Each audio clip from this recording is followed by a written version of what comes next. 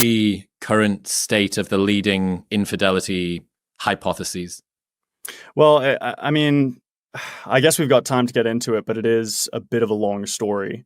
So I would say that the background to know for someone who's just completely entry level here and has not heard about the Evo infidelity debate is that there's been a long running debate as to the evolutionary drivers of women's infidelity, female infidelity in humans. Ladies and gentlemen, boys and girls, welcome to another episode of Nerd Chronicles with your host, the socially awkward nerd Christian Paul speaking.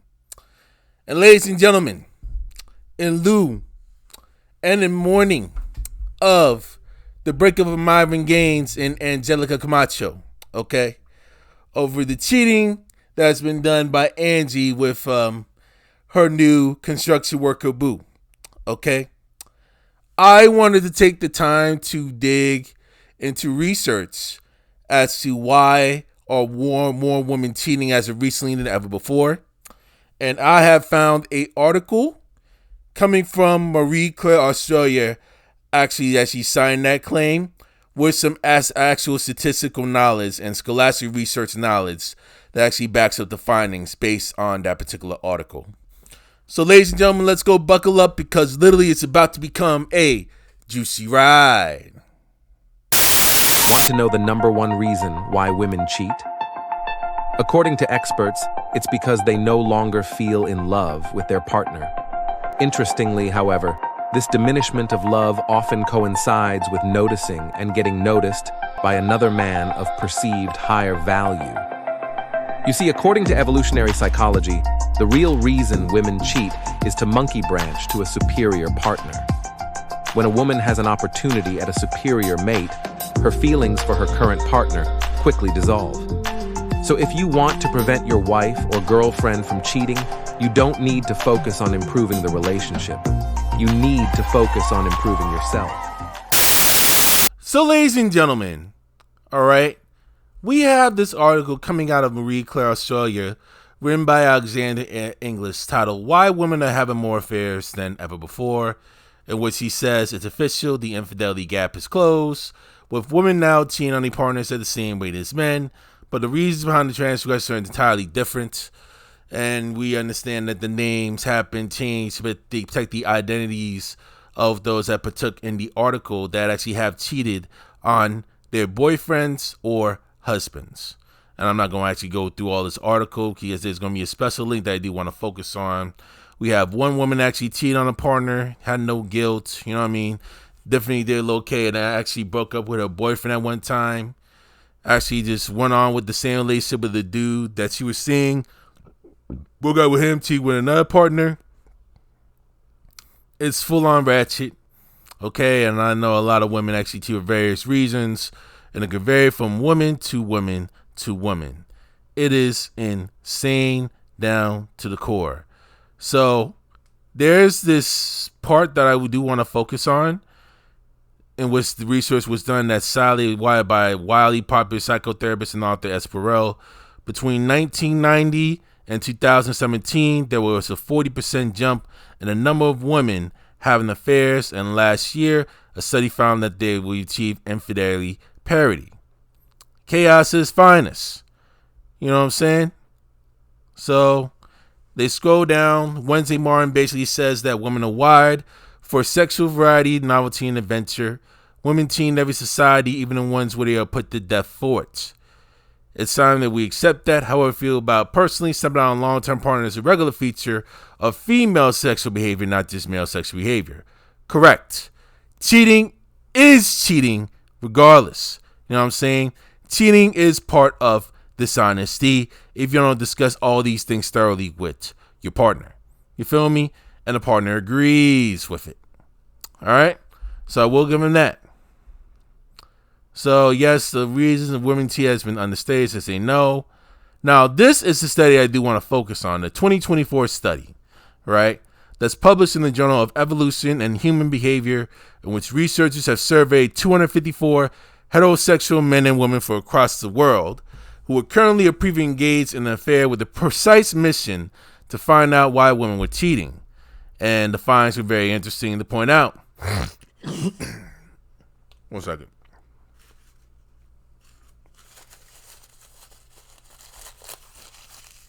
And this allergy is sinus, man. Excuse me. Many women rate their side piece as more physically attractive but less perennially attractive and a worse personality than their primary partner, which dispelled the hypothesis that women cheat to mate swits, or in other words, monkey brands, right? Which is an upscaling tactic that also minimizes the chance of being single in society has taught women they need a man to survive. Just like with the previous woman, the first woman that came by with Zara, she did the monkey brands as opposed to the fact that she's very insecure of being alone. You know what I'm saying? So if women weren't necessarily looking for new relationship, what were they looking for? One participant said she wanted extra help with her kids. Many said they were seeking revenge on the unfaithful partners. That is salty, rather than actually breaking them off. Others want to feel like they were still trying the other men, and some said they were simply bored. The study also found that women are more likely to cheat when they feel dismissed by their partner or fall in love with someone else. Zara, now 42, says both of these scenarios apply to her. The affair with Mateo was easy because Yasser was curious about her, and those names also protected. You know, their personalities were not protected in the article as well. He didn't really ever ask questions about what I was doing and how my day was. At the time, felt like trust and freedom. But now I can see it was just complete distance from me in my life. My day when Mateo grew in the space where Josh was interested in me as partner should have been. And what about the affair with Ben? Mateo and I never really got serious. I didn't introduce any of my friends. He kind of stayed a secret. I was keeping them around till I found someone I could actually see a life with.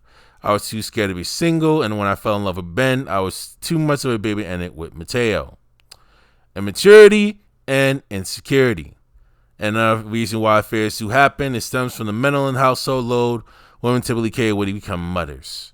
And they have the study that's shown based out of Australia in 2022. Men spend an average about 12.8 hours a week on housework, same as they did 20 years prior, while women do an average of 18.4 hours on housework, 50% more than 2 decades ago. When you're the primary caregiver of your children and your partner, sometimes you want some all to yourself. Now we have another woman that did the same type of affair, cheating and all that. They have another example that you're seeing here. And we don't really want to actually try and do that. We got some people that actually are elderly that came to the point. Some don't want to try and do it to strengthen their relationship bonds and all that. And I'm going through as we go along and having a direct ask me unfaithful strategy in the fidelity researcher's dream. And we see a professor who is a sexologist, psychotherapist, and actually studies deep infidelity in regards with that. So she was able to experiment that with profiles and the dating apps, provide a little by way of personal information, no photograph, only a name, hair color, and height. Never respond to any messages, but watch pour in. You know, when the therapist is a woman, men send me questioning, I'm not going to leave my wife, but I'm not really nice to one night stand. I really want a girlfriend I can connect with. I want to text every day. I don't want you seeing a whole bunch of other people. You know, the red pill talk, you know, open on one end, closed on the other end, right? They really want a relationship. All of them when nuts was a man, all messages again with all lingerie photos, boob shots, and they all said, look, I don't want to hear your problems. Don't tell me about your day. I just want to have hot 50 shades of great sex while my kids are at school. Women are tired. They want to escape. Whereas the men, they've already got a relationship and they want a second one. Clap your cheeks. Looking to get cracked. You feel me? Generalization, Nelson says, but the men in routine often do so before they feel emotionally abandoned. Their wife or partner is overwhelmed by the responsibilities of being a woman. He wants to be her first priority, and when he can't be, he finds someone else. Whereas the woman just want to have sex and enjoy herself because she's already taken everything else. Nelson adds these differences also demonstrate that everything we've been taught about female sexuality is wrong. Studies show that in long-term heterosexual relationships, as women get bored with sex first. Many women keep having sex even if it's boring, whereas women lose interest or it's just not satisfying and they'll shut it down. Then there's resentment of the middle of the bed. Both parts of the women have gone off sex altogether. And writing on found an epidemic Wednesday morning found an epidemic of female sexual boredom among married or cohabitating heterosexual women in westernized industrial society. And what's the idea for the book came from first-hand experience. When Wednesday's been happily married for 20 years, realized you're so attracted to sexually curious about other people, I thought there was something wrong with me. Now, Wednesday wants everybody to know, no, she hasn't gone off having sex. She's gone having sex the same way with the same person over and over again because she's a woman. I don't think it's pathological not want to have sex is boring. Traditionally, women will have been conditioned not to ask for what they want or even know what they want. It can be easier said down, maybe seek it elsewhere. Sometimes you say what you want to someone you don't really know that well. Because checking it out at home can feel threatening. Everyone benefits when we educate people that women evolved for and thrive when they have such a variety, novelty, and adventure, and that they, with their sexually without it, but ask for what they want, you might say when only cheating themselves. While some women like Zara cheat to leave a relationship, some women cheat to stay in one. Lisa had no intention of having an affair with David or leaving a marriage to Michael. And you see all the stuff that mainly came down, and they want to try and save their marriage in regards with that. Now you're seeing Margot, now 70-year-old grandma that also has a fair way of staying in her marriage, and she married very young at the age of 22. You know what I'm saying? And they just didn't fit initially. You know what I'm saying?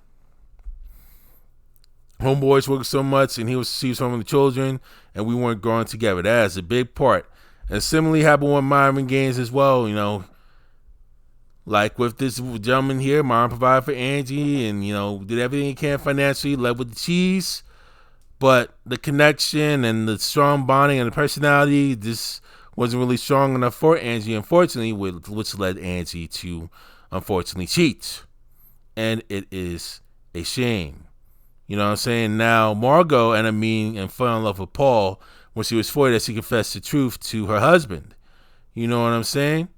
And she ended up divorcing him, and now she's now with the love of her life for a very, very, very long time. Now, it definitely does say the reason many women and men cheat can have nothing to do with what's like in their marriage, instead of everything to do with what's missing within themselves, which is spot on. In recent years, the new guard of therapists and researchers, who includes Perel, Martin, and Nelson, have been positioned that affairs aren't always about turning away from your partner towards someone else. They're often about turning away towards different versions of yourself. I don't think people necessarily look for another person else says. I feel like they look to be another person. In this way, infidelity can be seen as an act of self-discovery. What that can sound like Jones get out of jail free card is merely reality for a lot of couples dealing with infidelity. For Lisa, her affair allows her to spend time with a version of herself who feels desired and is desired in return. For Margot, her affairs were about embracing the freedom of her youth from the confines of a traditional and reluctant marriage. Nelson knows that even if we could define the different reasons men and women cheat, there's no way to prevent infidelity. What she would like to prevent is the lying. There we go. It's the dishonesty that's painful, and that's what comes with cheating, unfortunately. The breaking the promise. She recommends couples agree on a definition of monogamy early on and check in regularly. Boom! Right there. If you're going to be married for 50 or 60 years, we have to come to some flexible understanding that we might be attracted to someone else during that time, but we don't need to turn our partner. She suggests incorporating your desires in your relationship so you don't feel the need to lie.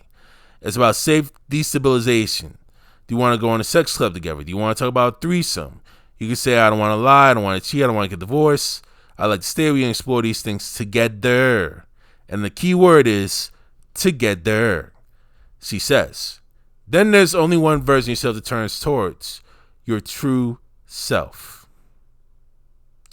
And there you have it. Now, let's go dig right into that analytical research paper that they talk about stemming from, okay, let me make sure I get this right. Stemming from evolution in human behavior. Y'all, I hate to be the one to tell y'all this, but somebody had to say it. So I'm just going to go ahead and let y'all know. All girls cheat. All girls cheat. But if she love you, you won't never find out. All right, so ladies and gentlemen, we have an actual article that has been done by actual professors coming from the University of Oxford and University of Melbourne, from professors Mackin Murphy, Caroline Phillips, and Candace Blake. It's basically titled Why Women Cheat, Testing Evolutionary Hypotheses for Female Infidelity in a Multinational Sample. And you see these stats that you see here. that has a registered survey of 254 individuals from 19 countries and 6 continents who were previously or currently engaged in infidelity, and which they have strategies involving good genes, dual main strategy, hypotheses, and allowing the woman to pair the preferred genes and a fair partner with the preferred investment of their primary partner, in which they have mainly shown. So if I scroll through the introduction here, and it basically states that the vast majority of men and even large majority of women will at least publicly mate with only one person at a time, and they face the same challenge: maximize fitness, which ultimately monopolized by one mate that deal with pair bonding.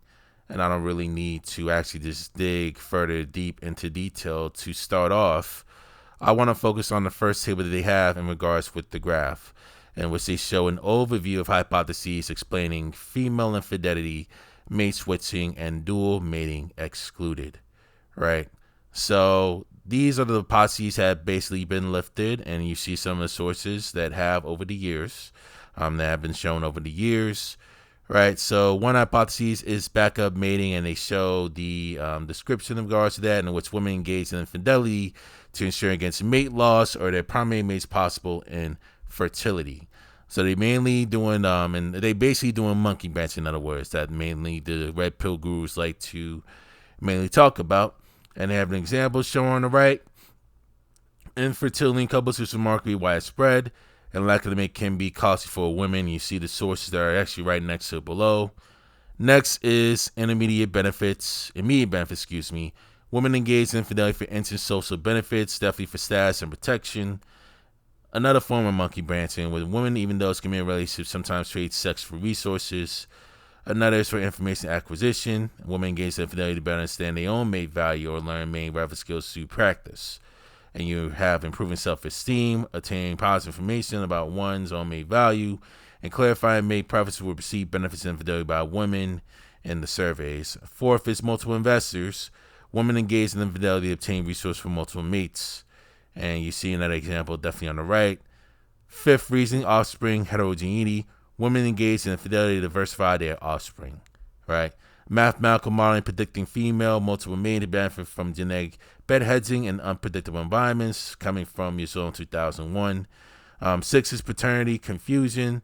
Infidelity confuses paternity, protect against comparative infanticide, and incentivize paternal aid. Definitely when it comes to the paternity testing with DNA, see who the real father is. It could cause genetic DNA confusion, i.e. dealing with the Maury show, i.e. dealing with fathers that maybe see children come to find out the actual DNA testing shows that that child is not even theirs. That is a very common example, which consistent for hypotheses for female multiple mating in some of our closest relatives. Revenge, another reason. Women engage in infidelity to punish their primary mate for misbehavior, a form of narcissism, which is actually really dumb to do so. And they have an example that actually shows that, but it really shows how insecure that woman really is. What other reason they have in regards with that? So we have the 8th reason, spandrel vertical trait, in which a woman's infidelity is a non-adaptive byproduct of selection for men's infidelity. The results of strong selection on men successfully cuckold rivals, or maladaptive holder from our ancestry that's yet to be selected out. Psychological manipulation, narcissism is another example. 9th is sperm competition. Infidelity allows sperm competition to take place and another layer selection to determine the best mate. And the 10th is to simply walk away. Women can use infidelity to put away a costly primary mate or otherwise help facilitate a breakup. So these are the reasons that you mainly see for Table 1. And for more information, you can definitely look into it. It's definitely towards the PDF file. You'll be able to actually read more of this in further detail here. So the methods that the professors use, they pre-register the hypotheses and method on the open science framework, utilizing 311 evolutionary psychology samples from previous work, utilizing that the samples were more diverse and anomalous than the typical evolutionary psychology study. If I'm able to do like pre-screen methods, they utilize procedures, utilizing an anonymous qualtrics survey, measuring 3 components of participant attention to an overall perception of desirability of the most recent affair partner versus the primary partner they were with at the time of the affair, right? And the sample size consists of 254 people, 138 men, 116 women. Median age is 30 and a half years old. Standard deviation of the age is 5.36, right? M represents the mean, right? And they had like those situations mainly pre-registered, and they had 1,500 potential participants complete the pre-screen form, and only who those that identified as cisgender, heterosexual, English speakers between the ages of 18 and 40 years old who described themselves as having had an affair and who expressed interest in participating in Australia were eligible for the full questionnaire. Those are the 138 men that you mainly see here. All participants completed the full questionnaire, passed at least one of 3 attention and comprehension checks. One woman was excluded for reporting that she did not consent to the extra pair interaction that she had and would not describe it as an affair. Participants were collected from 19 countries and 6 continents, but most participants lived in South Africa, 104 people. United Kingdom has 40 participants, and Mexico has 35 participants, which account for 70.5% of the sample.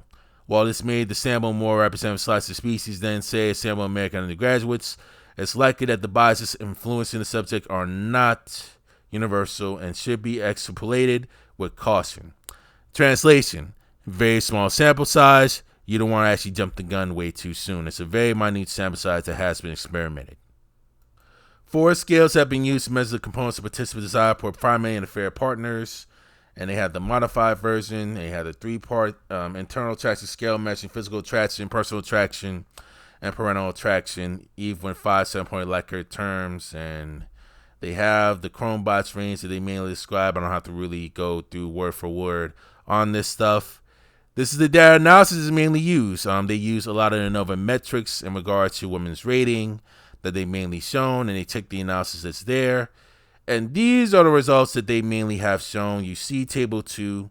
They have some sample items that you see. Definitely with my mouse that's here.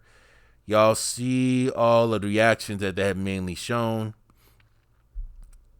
And based on the results that they have seen there, a fair partner's average physical credit score is 1.93 points, while a parental attraction score was 3.3 points lower. No support has been found for the mate switch hypothesis, and there was no effect of partner type on mate value ratings. Counter to hypothesis 1A. And the number is definitely red based on that, with primary partners with female 1 to 115 being 3%, with the probability being 0.862, right? And you see all of the values which were tested for hypothesis for general differences in results, and there were no significant interactions between partner type and gender for physical attractiveness that you see within those values here below. The qualitative data shown on this article contains stated motivations consistent with various illusionary hypotheses. You see table 2, table 4, table 5, and table 6, and table 3. So let's go look at the table 3 that we mainly see here. Physical attraction, you see the values that you see below with the standard deviation. The bolded top is definitely the mean, and standard deviation is definitely below. And you see the function forms is there. And you see the probability value that you mainly show out of the actual women that you see up there with regards to the partners. You see the graphs is definitely up here with men and women that you see the interaction plot comparing the men and women's ratings to their primary partners and their fair partners in terms of physical attractiveness and their attractiveness there. Table 4 mainly shows the iterative reliability, number of men, number of women. They have strategic dualism, variety of information, a lot of these hypotheses that we've shown on table 1. And this is the chi-squared value that's mainly done, and you have the probability mainly on the right that you have shown. Now, table 5 shows the qualitative support for the relevance of various hypotheses in women and men, all answers of full direct quotations that you see there. You see all the quotes that you mainly see before that definitely shows the various reasons per woman on why that particular woman mainly cheated based on those hypotheses. Now, table 6, you see recurrent themes and participant state motivations, and you see those that are on the left, and you see the interoperability with Cohen's kappa, number of men that were performing, number 1 performing, chi-squared, as well as probabilities, right? And they have everything done in definitely full detail that shows this. And you already see the basic conclusions in which they support strategic pluralism and strategic diversity in humans, extra-pair mating, in which individuals seek to obtain an array of variety of reasons, and individual affairs on provide multiple benefits simultaneously, even though it's morally wrong. 7 different evolutionary strategies found to support in qualitative data exhibiting, quantitative data limiting the relevance of the strategy in general, Affair partners were not perceived as better overall nor a better person compared to primary partners, and they were rated as less desirable to co-parent with, but they were more physically attractive, and so on our sample women and curiously men appear to be generally be through strategic in their infidelities, prioritizing concepted benefits from affair partners and parental investment from primary partners. And you see all the sources that you mainly see out below during their years of research in regards with this article. Mainstream society tries to tell you, oh, she cheated on you because you were rude, you didn't take the trash out enough, you didn't buy her that handbag for Christmas. No, like none of that actually matters anywhere near as much as your dynamic in the bedroom. All right, so what can we learn from this story here, ladies and gentlemen? I do want to be careful on how I go about it, because I do admit I'm not really full well seasoned in committed exclusive relationships like that. Not as of yet. I've been into some situationships myself that I will definitely admit in regards with that, but serious relationship, definitely with a title, boyfriend and girlfriend, no, not yet. What I could say is definitely speak with your partner and have a heart-to-heart conversation on how you want the relationship to go and what are your aims on where you're going to get out of that relationship, and have a very thorough conversation and a very deep conversation on how you want everything to mesh. If you guys don't thoroughly see these things thoroughly eye to eye, and if you're not willing to evolve together, keyword together, based on wants, needs, work as a team, and evolve as a team, I guarantee your relationship will crumble, and it will literally filter out due to the fact that you guys are growing apart, which could literally be very, very unfortunate in regards to the matter. Definitely speak with them about that. If you want to try and discuss an open relationship on one end and close the other, as long as both parties agree to it, that's definitely fine. But also understand the risk whenever one feels like they're getting the raw end deal while they disagree with it. They can always change their minds and always try and renegotiate at any given time, or that other party can literally leave at any given moment for any given reason. Now, what I will say in this is that cheating is cheating, regardless of like whoever does it, whether it's the man or whether it's the woman. Okay, I do want to try and literally make that stuff very, very, very clear. And what I mean by cheating is you don't even hold up on your end of the bargain to what you initially planned to do, and you create deception based on the other partner, and now that partner feels betrayed, whether it's a man or whether it's a woman. That could generate a lot of disrespect mainly down the line, and that partner will literally lose respect for you literally over time. Okay? I would say to those, you don't really want to play around with those like that. If there's any types of red flags that show pessimism or show chaos, if you're a stable person, that is your cue to literally bounce and get out of Dodge as soon as possible. Okay? And let chaotic people be with chaotic people that's going to literally soothe their nerves literally down the line. Okay?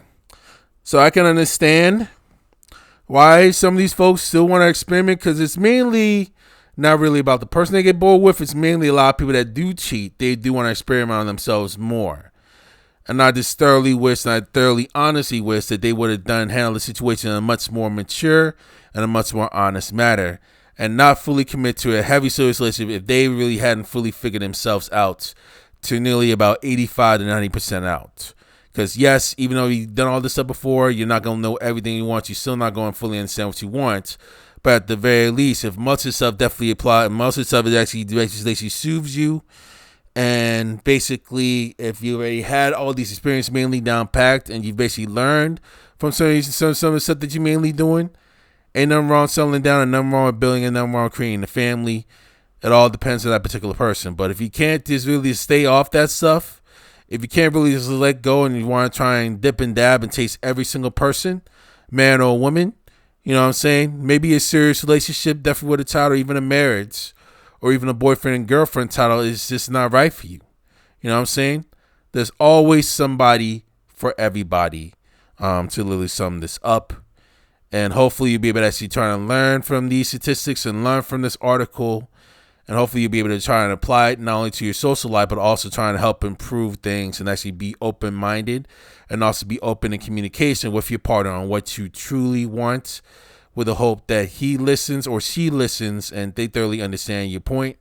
And then you'll be able to actually literally try and come up with solutions on how you guys can evolve as a group and as a couple together. And I'm going to let it be at that. Chris Paul for Nerd Chronicles is sign out. Deuces. You feel me? I think the main reason that girls cheat is because the guy changes a lot over time in a relationship. They'll try so hard to lock the girl down, and then the second that they know that they have her, they totally give up on the majority of the things that they did to get her. Exactly. I don't think that they do it on purpose, though. Me neither. They just get comfortable. Well, it's not even tend to forget. I also don't think it's a matter of comfort. I think that people only know what they know deep down, and a lot of people put on a facade in order to get a relationship in the first place. When women are honest, one of the main reasons why women cheat is because the man they're choosing to be with as a provider does not stimulate her sexually. And this is one of the areas that we as men need to get better. You need to get better in the bedroom. You need to get better in dirty talk. I'm gonna be honest, man. We got room to improve too. Who told you you were good in bed, gentlemen? Who told you you were good in bed? If you're good in bed, the results will speak for themselves. And there are things that you can improve on. What are they? But today we're going to talk about the things that women can improve on. Hello, unmute yourself. Hello?